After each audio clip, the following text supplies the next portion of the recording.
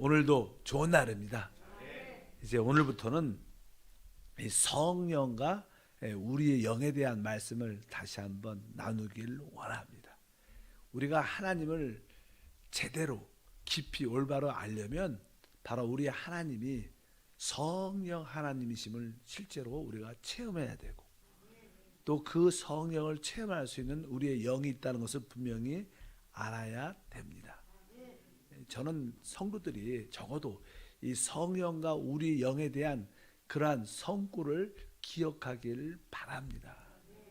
우리가 알다시피 육으로 난 것은 육이고 영으로 난 것만 영이다. 또 하나님은 영이시니 예배하는 자가 영과 진리로 예배할지니라. 또한 성령이 우리의 영과 더불어 우리가 하나님의 자녀임을 증거한다고 말씀하고, 또 마지막 아담은 살려주는 영이 됐다. 주는 영이시니 주의 영이 있는 곳에 자유함이 있다. 주와 합한 자는 한 영이라. 바로 성령을 따라 행하라. 그 영을 따라 행하는 우리에게 율법의 요구가 이루어지게 함이라. 그래서 우리는 성령의 충만함을 받아야 돼요. 성령을 소멸치 말고 성령을 근식해 하지 말아야 된다. 이러한 성구들이 아주 신약 성경에 보면 많이 기록되어 있습니다. 우리의 하나님의 아들로서의 생활은 하나님의 영, 성령을 따라 사는 거예요. 그래서 우리가 다시 한번 성령과 우리의 영에 대한 좀 깊은 이해가 필요하다고 생각을 합니다. 아까 제가 언급한 것처럼 이 성경에는 이게 성령과 우리의 영을 같이 언급하는 내용들이 많습니다. 아까 요한복음 3장 6절에 말씀했죠. 육으로 난 것은 육이요 영으로 난 것은 영이다. 오늘 말씀에 보면 영으로 난 것은 영. 원문에 보면 앞에 있는 영은 대문자로 써 있습니다. 대문자로 써 있으면 바로 성령을 의미하고, 소문자는 바로 우리의 영을 의미합니다. 그래서 보통 이렇게 영으로 난 것은 바로 성령으로 바로 우리의 죽은 영이 살아난다는, 성령만이 우리의 영을 살린다는 그런 뜻을 갖고 있습니다. 또 요한복음 4장 24절에 하나님은 영이시니 예배하는 자가 영과 진리로 예배할지니라. 바로 여기에서도 하나님은 영이시다. 그리고 우리가 하나님을 참되게 예배하고 경배하려면 바로 영과, 여기서 영이라는 것은 바로 우리의 영을 말하죠. 원문적으로 정확하게 번역을 하면 이런 뜻입니다. 하나님은 영이시니 예배하는 자가 영 안에서 실제로 예배할지니라, 이런 뜻입니다. 원래 진리란 뜻은 우리가 보통 진리를 하면 이렇게 이해가 잘 안 가요. 이해는 가죠. 근데 진리를 이렇게 손으로 만지려는 정확한 단어는 실제입니다. 그러니까 성령을 진리의 영이라고 말하는 것은 성령이 와야 참된 실제를 갖는다는 거예요. 그리스도께서 십자가에서 모든 구속을 완전히 이루셨습니다. 그럴지라도 그것이 하나의 지식밖에 될 수 없는 경우가 많겠지만, 그러나 성령이 오셔야 그리스도의 구속이 나에게 실제가 돼. 나에게 지식이 아니라 실제로 제가 성령을 진리의 영이라고 말하는 것은 성령만이 우리에게 모든 참된 실제를 준다. 우리가 하나님을 만난다. 하나님을 실제로 만나야겠죠. 하나님을 실제로 만나려면 뭐가 와야 돼요? 성령 하나님이 오셔야 돼요. 그래야지 하나님의 실제를 체험하고 가지게 됩니다. 성령 없이 어떤 예수를 말하고, 성령 없이 하나님을 말하고, 성령 없이 교회를 말하는 것은 다 지식입니다. 성령 안에서 하나님의 실제가 있고, 교회의 실제가 있고, 또 믿음의 실제도 성령 안에 있습니다. 그런 의미에서 진리는 실제, 참이다, 참이라는 거예요. 그래서 아까 말씀드린 것처럼 하나님은 영이시니 예배하는 자는 영 안에서 실제로 예배할지니라, 이러한 뜻을 의미하죠. 또 세 번째, 로마서 8장 16절, 성령이 친히 우리의 영과 더불어 우리가 하나님의 자녀임을 증언한다. 여기에는 아주 정확하게 설명하죠. 성령이 바로 우리의 영과 더불어 우리가 하나님의 자녀임을 바로 우리는 이제 주 예수를 믿고 그분을 영접함으로 성령이 우리 안에 계십니다. 그래서 이 우리가 하나님의 자녀임을 바로 성령께서 내가 너를 사랑한다. 내가 내 아들아, 내가 너와 함께한다. 그런 우리 영과 더불어 성령이 늘 우리 안에서 말씀하고 증언해 주신다는 거예요. 여기에도 성령과 우리의 영에 대한 확실한 말씀들이 성경에 기록되어 있습니다. 그래서 우리가 이 성령과 우리의 영을 제대로 인식하는 것이 사실 그리스도의 신앙과 체험하는 데 가장 중요한 요건이 되는 겁니다. 그래서 교회 안에서 이 성령에 대해서 우리 오순절 교회, 우리 순복음교회는 주로 성령을 이야기하죠. 그래서 오순절 교회라고 말하죠. 근데 우리의 성령은 주로 이렇게 오순절 이렇게 펜타코스트는 보통 이제는 외적인 성령의 역사를 강조를 많이 하지만 또 우리의 성령의 역사는 바로 외적인 능력의 영도 되지만 우리 안에 생명의 영도 되시기 때문에 우리는 이 안팎으로 성령으로 충만해질 때 진짜 정상적인 그리스도인이 되고 하나님을 깊이 체험하는 그러한 신앙을 갖게 될 줄 믿습니다. 어찌하든지 성령과 우리의 영에 대한 참된 인식을 갖기를 바랍니다. 그러면 이제 우리가 왜 성령과 우리 영이 중요한가? 성경에 보면 하나님의 목적이 기록되어 있어요. 하나님이 이 우주를 특별히 사람을 창조한 목적을 우리가 알아야 돼요. 하나님의 사람을 왜 창조했을까?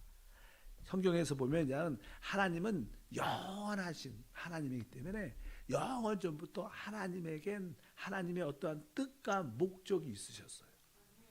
성경에서 그것을 에베소서에 이렇게 설명을 하죠.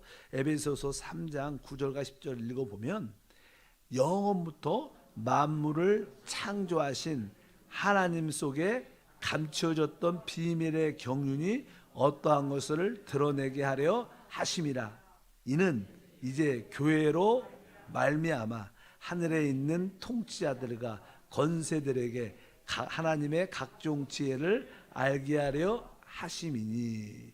이제 하나님의 이 영원한 목적을 우리가 잘 이렇게 보게 되면 이 영원부터 만물을 창조하신 하나님 속에 감춰졌던 비밀의 경륜, 하나님의 어떠한 비밀의 경륜, 하나님의 뜻과 목적은 하나님은 하나님 자신인 그 생명을 사람 안에 주는 겁니다. 사람 안에 주심으로 말미암아 바로 하나님을 어떻게 나타낼 수 있도록. 하나님은 영이시기 때문에 사실 보이지 않죠. 그래서 하나님 자신의 생명을 사람에게 이렇게 주는 겁니다. 분배한다 그러죠.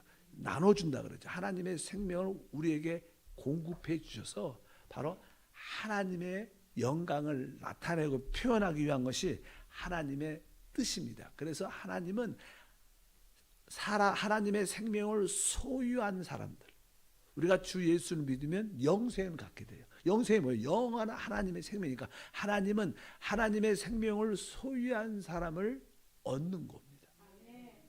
바로 그 하나님의 생명을 소유한 사람이 곧 성경에 보면 이 그리스도의 몸이 되게 돼서 하나님을 표현하고 나타낼 수 있게 될 것이다. 그래서 하나님은 결국 하나님을 영접한 사람들 안에 계실 것이고 결국 그 하나님과 사람이 이제 하나 되는 그런 가정 가운데 있어서 바로 그리스도를 표현하는, 나타낼 수 있는 그리스도의 몸이 되게 하는 그러한 하나님의 아주 우리가 이해할 수 없는 그러한 영원전부터 그런 뜻을 갖고 계셨어요. 그래서 하나님은 그러한 의미로도 하나님은 사람을 창조하시죠. 어떻게? 하나님의 형상과 모양대로 창조한다. 하나님의 형상과 모양에 대한 말씀이 기록되어 있죠. 창세기 1장 26절에 하나님이 이르시되 우리의 형상을 따라 우리의 모양대로 우리가 사람을 만들고 그들로 바다의 물고기와 하늘의 새와 가축과 온 땅과 땅에 기는 모든 것을 다스리게 하자 하시고, 특별히 하나님은 이 온 땅을, 우리가 종종 하나님 나라에 대한 말을 많이 합니다. 이 땅에 하나님의 통치와 다스림이 이루어져요. 주님이 이 땅에 그분의 나라를 세우는 것은 바로 이 온 땅을 어떻게 다스리는 겁니다. 그 온 땅을 가지고 있는 이 땅에 기는 모든 사단과 악한 영과 귀신을 끝내고 이 땅에 완전한 하나님의 통치와 다스림을 갖고 오는 게 하나님의 뜻이고 하나님의 목적 중에 하나입니다. 어찌하든지 하나님은 우리를 하나님의 형상과 모양대로, 그래서 이제 우리 안에 그 하나님이 들어올 수 있도록, 성경에 보면 하나님의 형상은 그리스도십니다.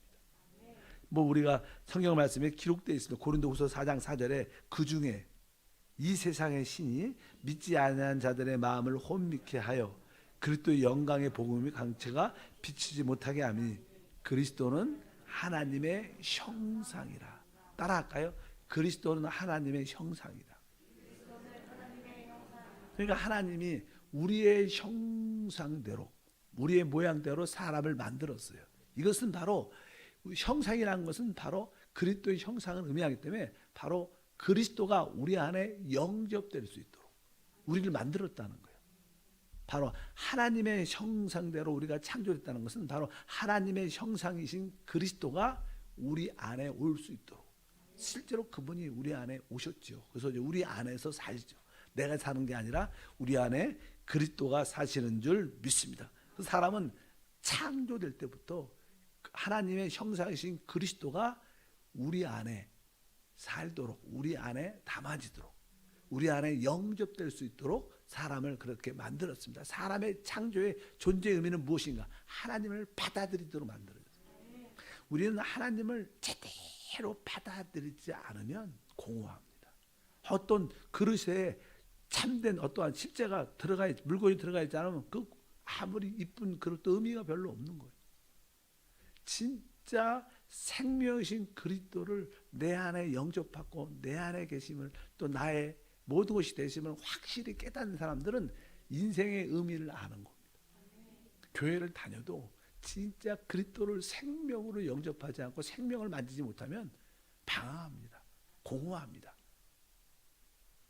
뭐 다른 일에, 다른 것으로 인하여 시험 들고 그러지. 그러나 진짜 하나님의 형상이신 그리스도를 우리 안으로 받아들였다면 우리 안에 충만한 채워짐이 있기 때문에 참된 만족과 누림이 함께할 줄 믿습니다.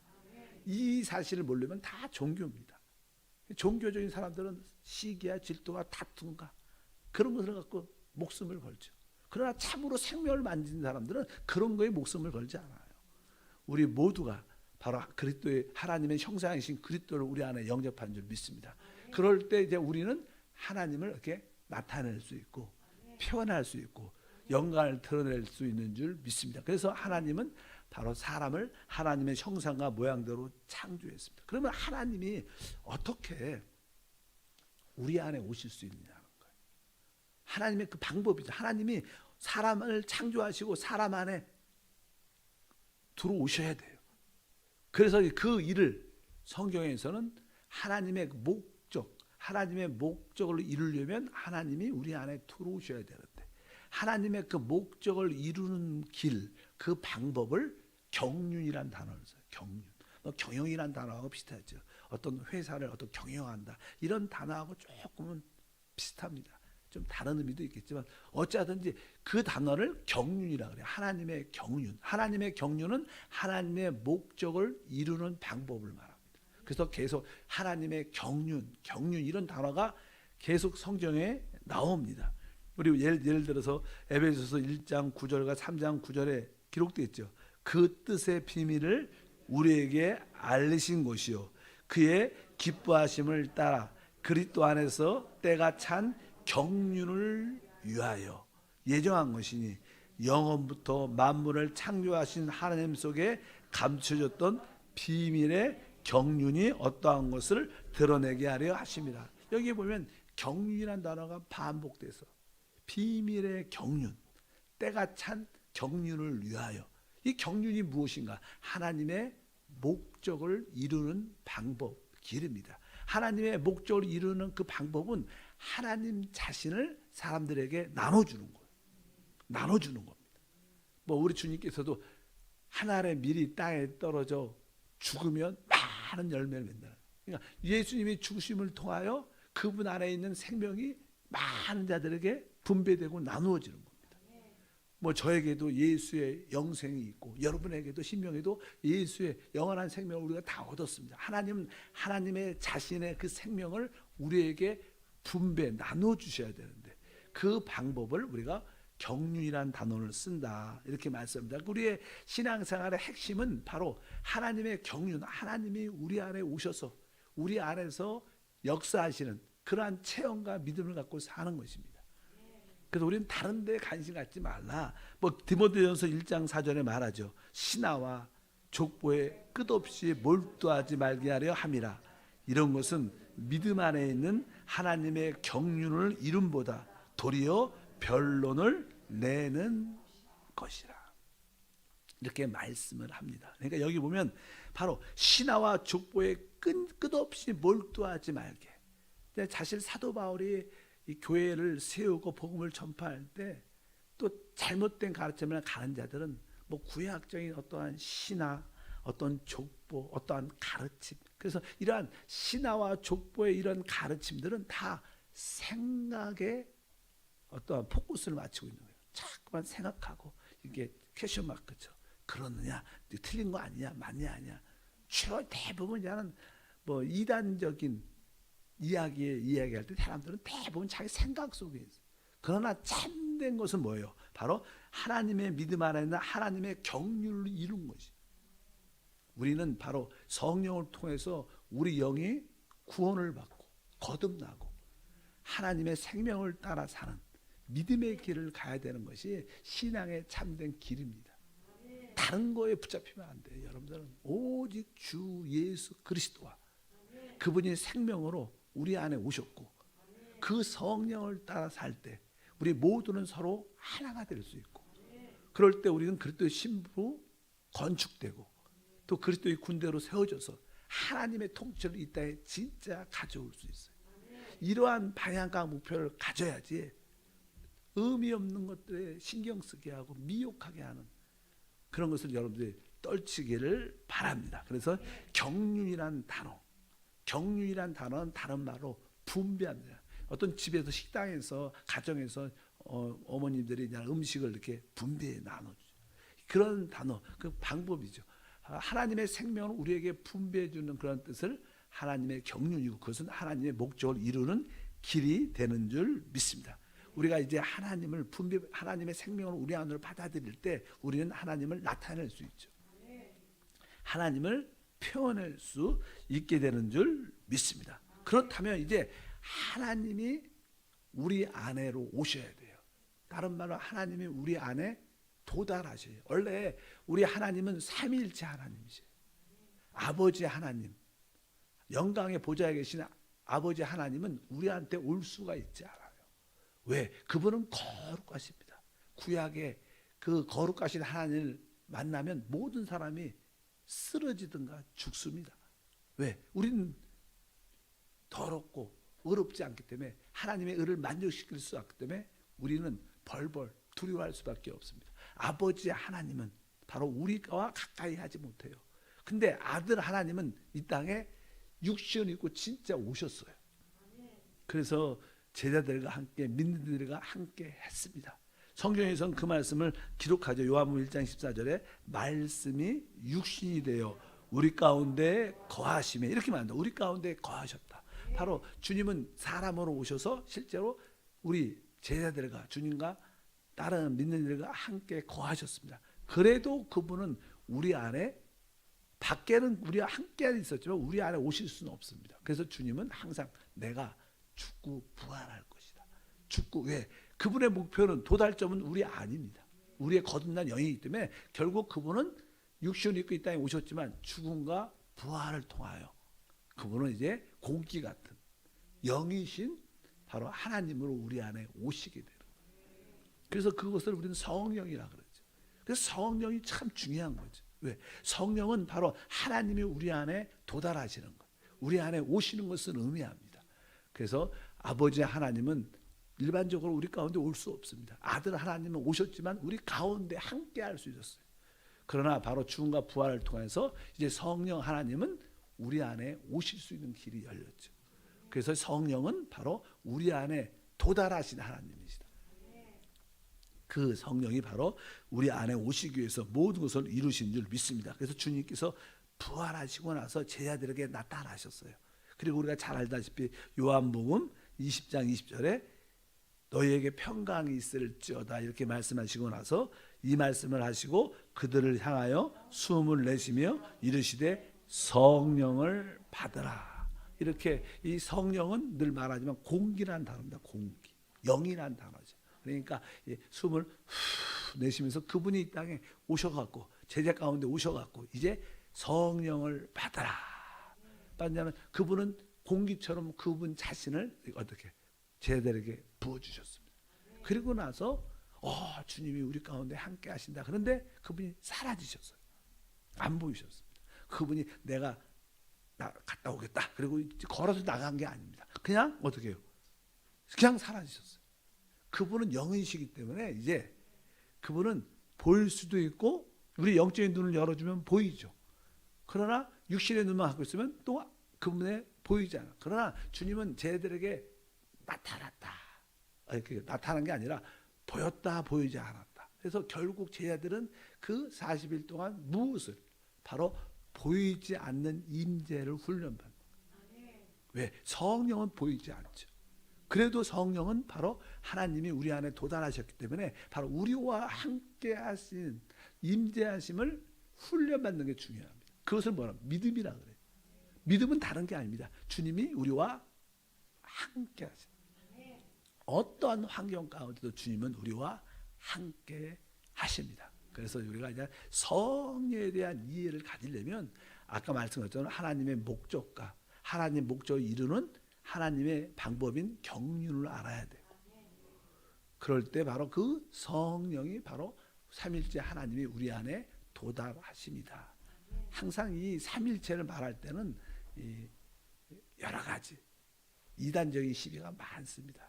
실제로 아버지가 바로 그 아들로 이 땅에 오셨을 때, 아들이 우리 가운데 오셨을 때 항상 아버지와 아들은 서로 구별을 될 수 있지만 분리될 수 없어요. 삼일체를 설명할 때 가장 쉬운 기본적인 원칙은 구별은 되지만 분리할 수 없는. 그러니까 아들이 오실 때 아들만 달랑 오는 게 아닙니다. 아버지도 함께 오시는 거예요. 그러나 그분은 아버지와 아들은 구별돼요. 그러나 분리될 수 없는. 그러니까 또 성령이 우리 가운데 올 때 성령 하나님만 달랑 오는 게 아니라 그 아들도 함께 성령과 함께 오시는 거예요. 그게 신비로운 거죠. 그래서 삼일체는 설명하면 이해가 안 갑니다. 그냥 삼일체 하면 뭐라 그래야 돼요? 신비로운 것이다. 놀라운 것이다. 이렇게 생각하는 게 가장 쉽습니다. 삼일체 하나님이 무엇입니까? 물어보면 뭐라 그래야 돼요? 놀라운 것이다. 신비한 것이다. 이렇게 설명이 가장 좋습니다. 그러니까 항상 아버지 하나님, 아들 하나님, 성령 하나님은 분리는 되지만 항상 같이 역사해요. 같이 오셔요. 그래서 여러분들이 내가 성령 하나님을 늘 기도하면 혹시 예수님이 좀 외로워할 수도 있지 않을까. 그래서 어떤 분들은 기도하다가 성령 하나님 막 하다가 예수님, 아버지 막 이렇게 서로 한 번씩 불러줘야 될 것 같아요. 근데 실제로 그렇진 않아요. 여러분들이 성령 하나님을 부르면 아들 하나님과 아버지 하나님도 함께 영광을 받으셔요. 그렇게 말씀을 드릴 수 있다. 성령은 바로 하나님이 우리 안에 도달하시는 하나님이시다. 이렇게 말씀을 드릴 수 있습니다. 그러니까 실제로 우리가 전기 비유를 많이 해요. 전기는요, 전류가 이렇게 흘러야 그것을 이게 우리가 누릴 수 있어요. 전기 자체가 있지만 전류가 이렇게 흐를 때 전기가 불이 들어오는 거 아니에요. 그러니까 성령은 전류 같은 겁니다. 그러니까 이 성령은 하나님의 뭐예요? 움직이심이에요. 그러니까 뭐 전류는 뭐예요? 전기가 흐르는 거예요. 그럴 때 그 어떠한 에너지나 효과를 나타내는 것처럼 바로 성령은 바로 하나님 삼일째 하나님의 뭐예요? 움직이심. 그래서 우리가 운행하신다 그러죠. 성령의 운행하심, 성령의 기름 부음, 성령의 감화감동. 이것은 뭐예요? 성령이 우리 안에 흐를 때 우리는 삼일째 하나님을 체험하고 누리게 된다.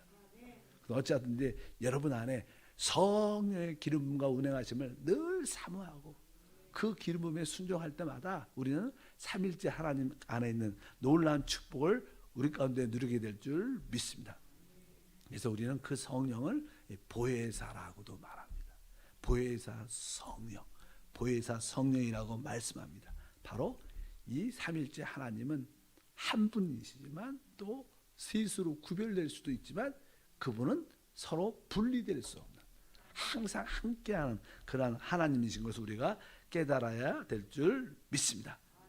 마지막으로 계속 하겠지만 이 성령은 아까 말씀해서 진리의 영이라고 해요. 성령을 진리. 근데 진리라는 단어가 참 실제, 그러니까 성령을 실제의 영이라고 말합니다. 우리가 요한복음 14장 17절 말씀을 보게 되면 진리라는 단어가 많이 나와요. 그는 진리의 영이라 이렇게 말해요.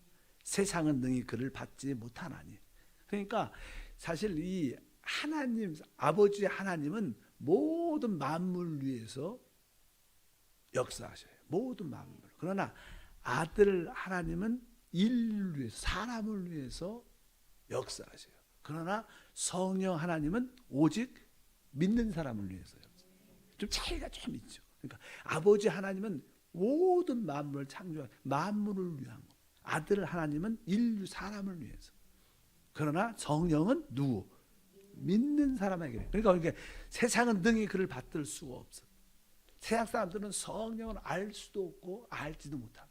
그러니까 그는 진리의 영이다.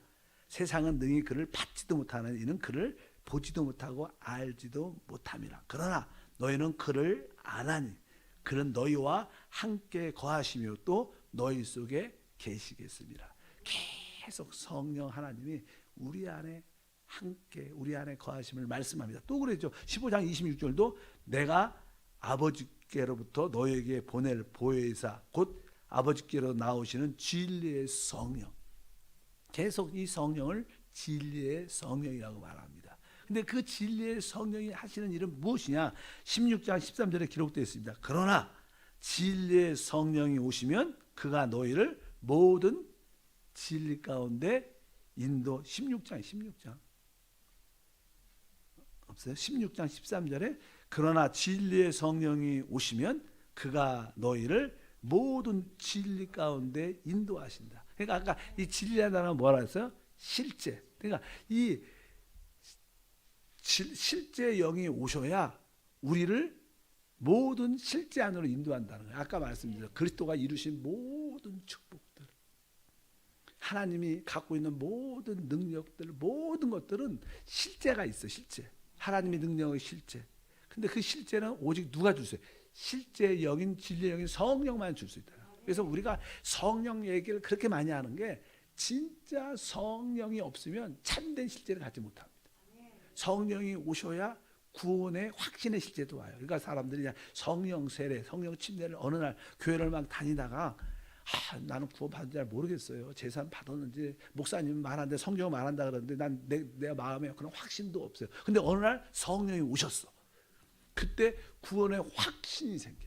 와, 내가 구원 받았구나. 모든 실제는 성령이 오셔야 돼. 뭐 우리 치유의 실제도 어떻게 성경에 보면 주님이 채찍에 맞음으로 너희가 나음을 얻었다고 말씀하는데 주님이 이미 채찍에 맞아 우리 건강 주셨는데 나는 그것을 체험하지 못해. 근데 어느 날 성령이 다시 한번 그 부분에서 오시면 우리는 진짜 나음을 얻는 체험을 실제로 갖게 돼. 모든 기도 응답도 결국은 뭐예요? 성령이 역사하셔요. 내가 회개하고 싶다. 그 회개의 실제는 누가 와야 돼요? 성령이 오셔요. 그래서 여러분들 오늘 더 성령을 더 사모하고 성령만 실제 영입니다. 나의 기도 응답의 실제, 나의 모든 믿음의 실제, 축복의 실제를 허락해 주시옵소서. 이렇게 기도하기를 바랍니다. 하나님 감사합니다. 성령과 우리 영에 대한 더 깊은 이해를 통해서 하나님을 실제적으로 더 깊이 알 수 있도록 은혜를 더하여 주옵소서. 주 예수 이름으로 기도합니다. 아멘. 하늘에 계신 우리 아버지여,